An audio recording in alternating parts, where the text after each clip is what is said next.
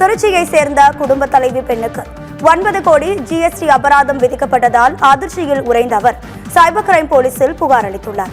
இது தொடர்பான அண்மை செய்தி.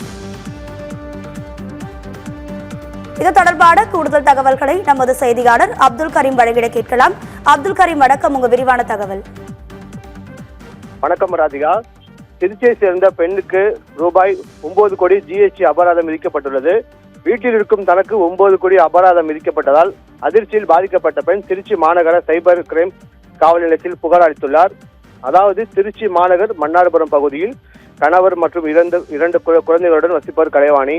குடும்ப தலைவியான இவருக்கு திருச்சி சிம்கோ மீட்டர் காலனியில் உள்ள இந்தியன் கிளையில் வங்கி கணக்கு உள்ளது. அதில் ரூபாய் 3500 பணம் வைத்துள்ளார்.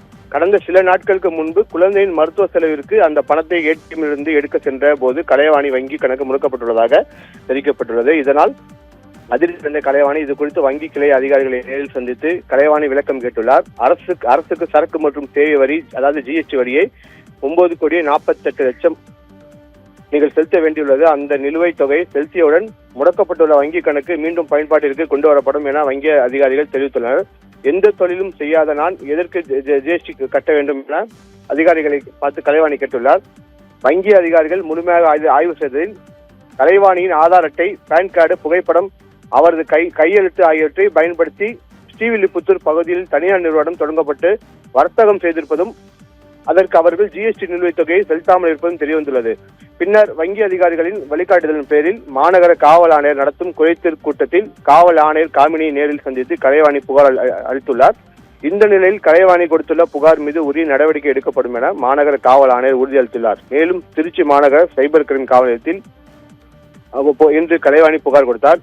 இதனையடுத்து கலைவாணி திருச்சி அதன் மீது நடவடிக்கை எடுக்கும் அதிகாரம் எங்களுக்கு இல்லை, எனவே கோவையில் உள்ள ஜிஎஸ்டி அலுவலகத்தில் சென்று முறையிட வேண்டும் என காவல்துறையினர் தெரிவித்துள்ளனர்.